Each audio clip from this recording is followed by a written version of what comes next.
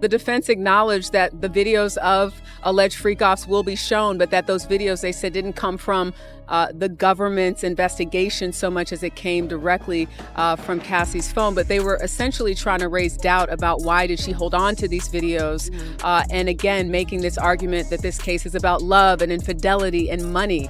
I'm gonna need you to step to the side. Step to the side, please. Step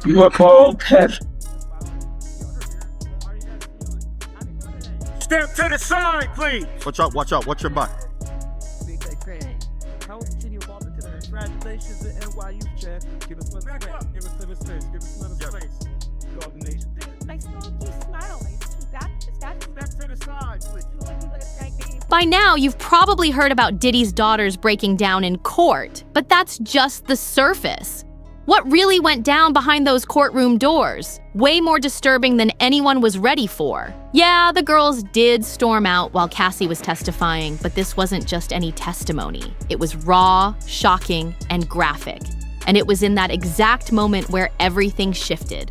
Words stopped mattering, and you could feel the weight of the truth hit everyone like a brick. One of Diddy's daughters was visibly shaking, eyes wide like she just saw a ghost. The other looked like her whole world crashed down. But it wasn't just them. The entire courtroom flipped. People were crying. Some reporters literally went speechless mid-sentence, and even security guards had to turn their heads. What Cassie said wasn't just intense, it was deeply disturbing. It tore through the room like a storm no one could escape. Just when folks thought it couldn't get any darker, Cassie dropped that word: baby oil. If you remember, that already had people side-eyeing Diddy hard.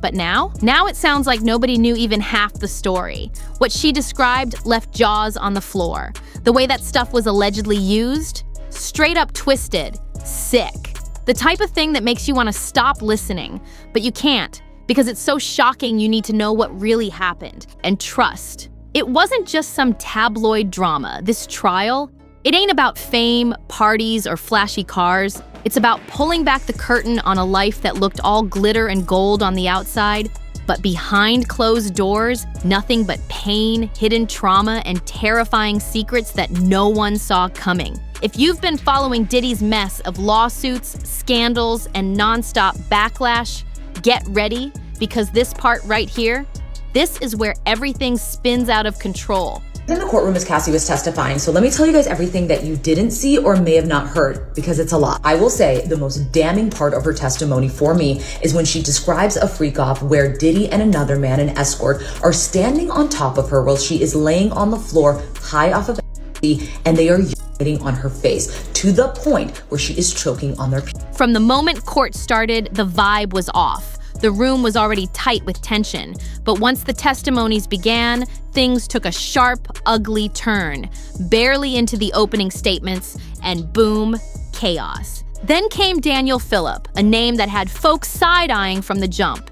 He's a known male escort, and what he said on the stand had people wondering if they heard it right. According to Daniel, Diddy wasn't just stepping out on his relationships, he was running the whole show, controlling it, planning it, watching it. He told the court how Diddy would pay him thousands just to sleep with Cassie, while Diddy sat in the shadows silently watching. But it didn't stop there. Cassie backed it up too, saying Diddy would sometimes join in. And yeah, if that already sounds twisted, just know, we're still not at the worst of it. Daniel laid out how Diddy allegedly told him to do degrading things to Cassie. We're talking humiliating acts that made some folks in the courtroom break down in tears. He said, "He made me pee on her face, and sometimes she couldn't even breathe." It was so disturbing that the judge had to cut the mic, strike the testimony from the official record, and call a recess right then and there. That's how dark this got. It wasn't just shocking, it was flat out traumatic. This wasn't courtroom drama, this was a straight-up horror show unfolding in real time. And just when you think it couldn't get any more twisted, boom, it takes a strange and confusing turn. Daniel claimed that sometimes Cassie herself would ask him to do those disturbing things, but he didn't buy it. He straight up said it didn't feel like it came from her, it felt scripted. Like someone told her exactly what to say before the whole thing even started. According to him, it was like she'd been coached, maybe even manipulated or mentally played with before every session. And honestly, that tracks. Because the stuff described in court was so detailed, it felt less like real life and more like a messed up production. Daniel said Diddy had it all mapped out like he was directing some twisted music video. The man was specific with everything, right down to how much baby oil he wanted used. Sometimes he demanded 2 full bottles, other times, just half. Who thinks like that? It was creepy, cold, and calculated. Nothing spontaneous, just control, control, control. But then came the most heartbreaking part of the whole day. Diddy's 3 daughters, barely 18, were sitting there during this nightmare. One of them gripped her jacket so tight you'd think she was trying to disappear. Another covered her mouth, clearly holding in a scream. And the third? She didn't move at all, just stared at the floor, frozen like she couldn't even process what she was hearing. And then they stood up. They walked out, not once, but twice. That's right, they apparently came back, thinking maybe they could handle it. But it only got worse. And now, people all over the internet are asking the same thing. Why were they even allowed to sit through something like that? Because what was said in that courtroom wasn't just disturbing, it was straight up devastating. A lot of people online are calling out the decision to let Diddy's daughters sit in that courtroom, and honestly, they might have a point. Some are saying it was reckless, even straight up bad parenting. Why? Because those girls were forced to sit there and hear graphic, disturbing stuff about their own father. Stuff no child, no matter how grown, should ever have to hear. No videos were shown today. Instead, jurors were handed personal screens so that they could privately see images taken from what Cassie called freak-off videos. Cassie had a binder on the stand with her, and she was going through images identifying people in. Folks are especially worried about their mental state. The girls left the room more than once when things got too intense. That's not normal. That's trauma in real time. No lie. Those girls should have never been in that courtroom to begin with. Sure, it's important they know the truth about who Diddy really is beyond just dad, but come on. This was too much, too raw, too graphic. They were put in an impossible situation, and now people are questioning why the adults in their lives didn't step in to protect them. But that was just one testimony, just one piece of the puzzle. To further give context, on the right-hand side of the court seated is her husband, Alex Fine. On the left-hand side, Diddy's 6 out of 7 kids are sitting in the courtroom, as Cassie is describing, having weekly freak-offs for years. And believe it or not, what Cassie said when she hit the stand made all of that look mild in comparison. If you've made it this far, here's your second warning, because what Cassie shared next was straight up haunting. Real talk. The judge had to cut her off at certain points because the details got so dark, especially when it came to Diddy's so-called obsession with oils. And if you're asking, how bad was it? Let's put it like this. Her words pulled everyone in that courtroom into a pitch black place. A place so twisted, it makes your skin crawl and your chest heavy. Let's rewind to day 1. That's when the federal trial against Sean Diddy Combs officially kicked off, right in the heart of Manhattan. And it wasn't your average court setup either. Security was tight. Armed guards everywhere. No phones, no cameras. Reporters were clawing for info just to get a glimpse of what was going down inside that courtroom of horrors. Reporters were camped out like it was a battlefield, desperate to figure out what was going on behind those courtroom walls. Then came the date, May 13th, 2025. That's when the silence shattered and everything changed.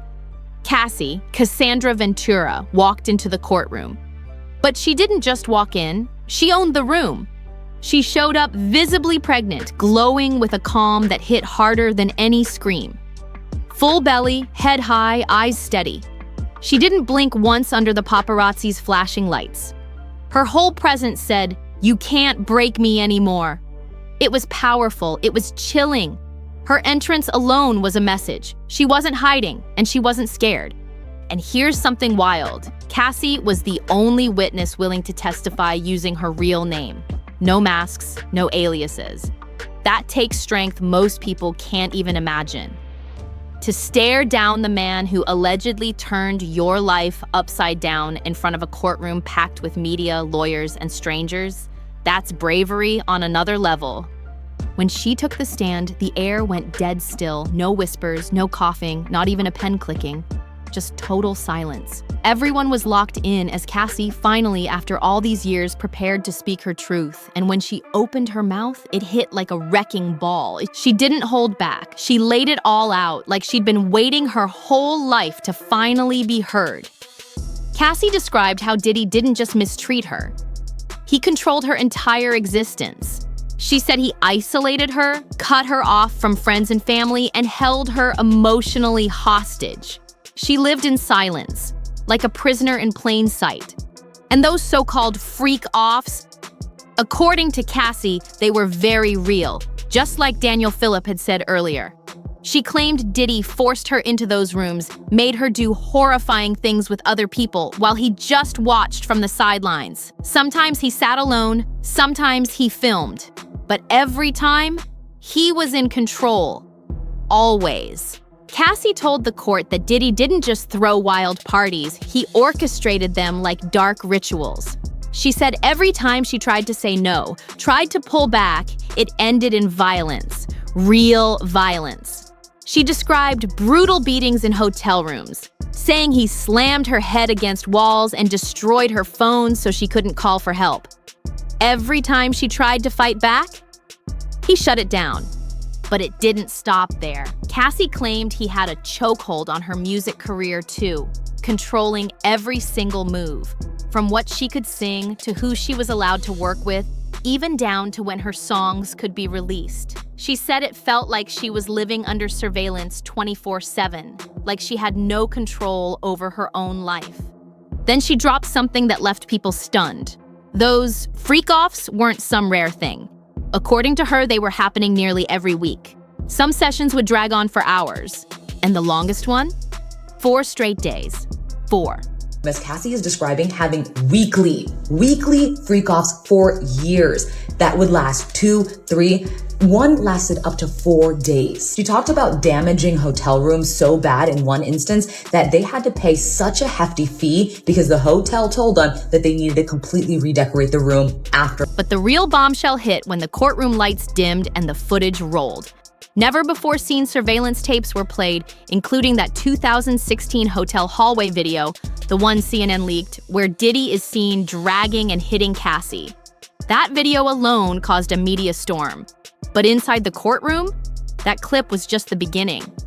Insiders said the new footage was way worse, more violent, more explicit, the kind of thing that turned stomachs and left the room speechless. The jury's reaction said it all. They were shifting in their seats, eyes wide, some even looked sick. Cassie broke down right there on the stand as the footage played. The prosecution didn't even need to say much after that. The videos did all the talking. And Diddy?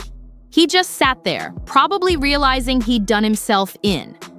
All those tapes he recorded to keep power over Cassie, and maybe others, were now turning into evidence. Cassie was listing the names of the male escorts, and in some of the images, she said it was herself with baby oil on her, and reporters say that one female juror rested her hand over her chest. They also say that a male juror quickly averted his eyes, and another wrote notes while clearly shaken. It's wild when you think about it. He thought he was building control, but what he really made was a whole archive of his own downfall.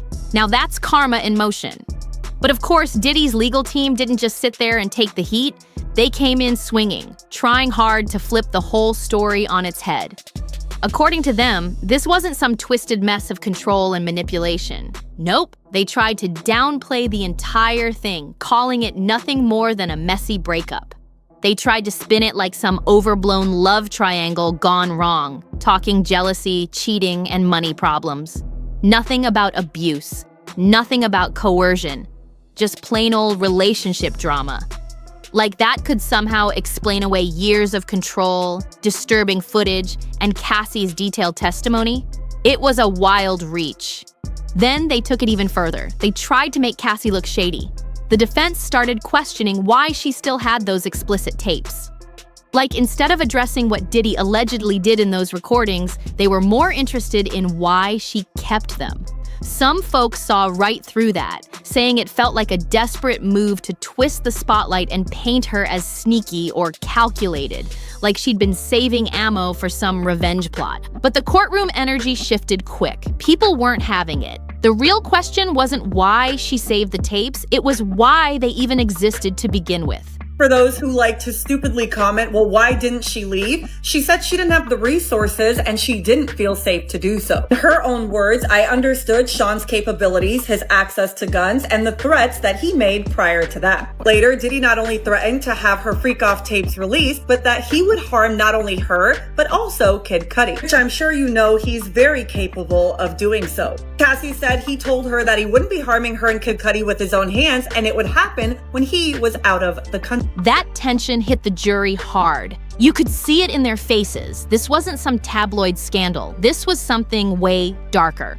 And let me tell you, Cassie came ready. No hesitation, no backing down. She answered everything the defense threw at her, even the tough, messy stuff. When asked why she never left, she didn't dodge it. She looked them dead in the eye and said it. She met Diddy when she was super young. She didn't know what was normal. She didn't know what was right. Let's not forget, Cassie was barely out of her teens when all this started. And Diddy, he was a full-grown 37-year-old man. That power gap says everything. This story goes way back when Diddy was still going by Puffy. That's how long ago this all started.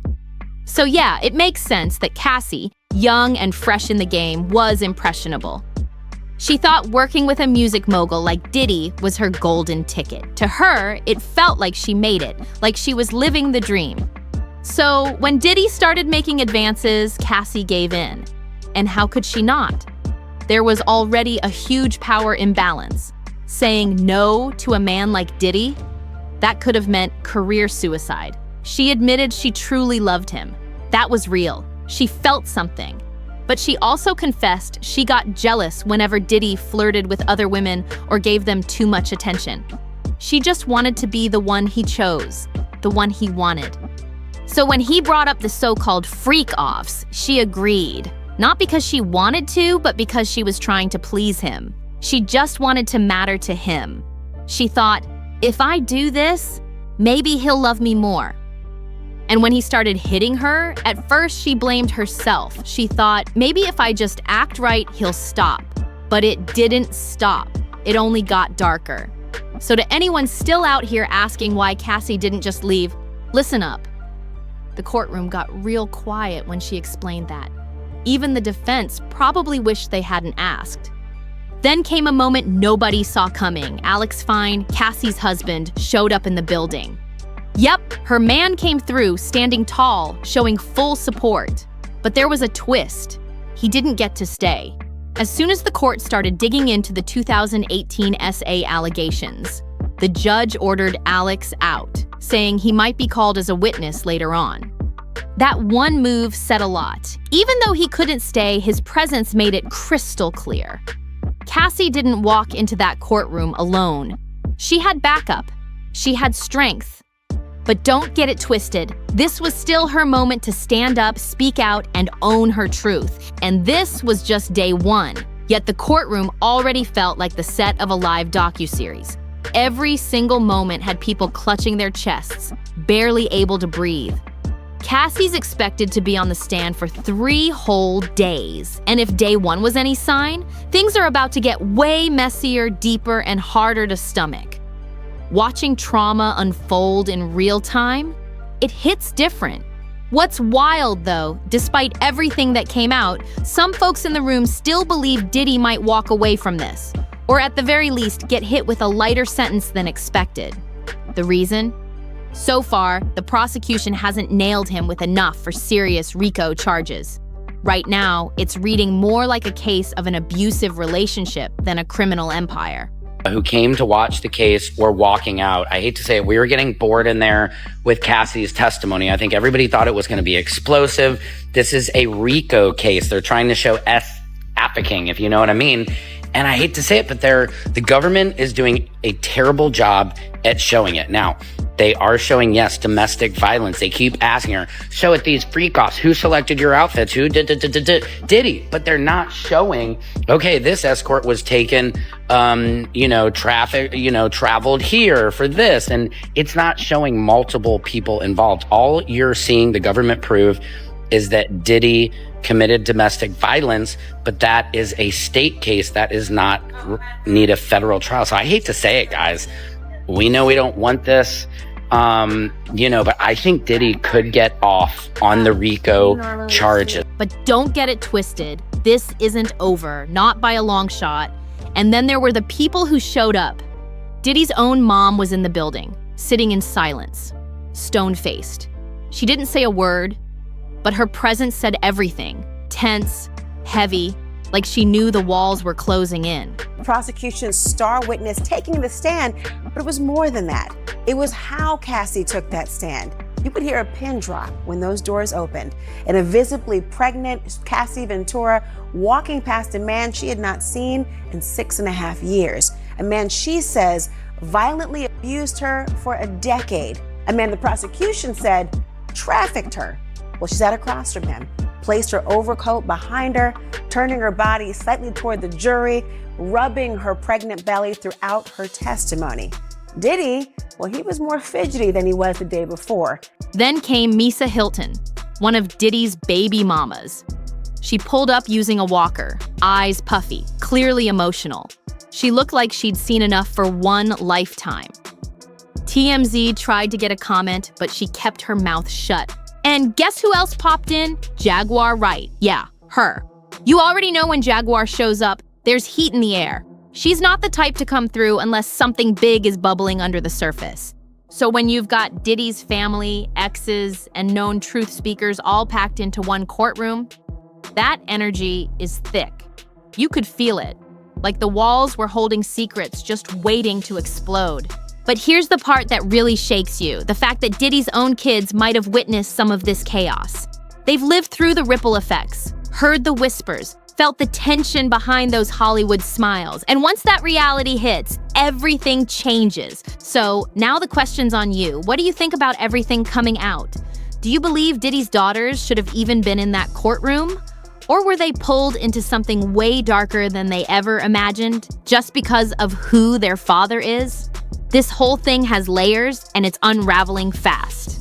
Drop your thoughts in the comments. Don't hold back. This isn't just another celebrity scandal. This one is shaking up everything. And trust, if day one brought us this much heat, you already know what's coming next is gonna be even heavier.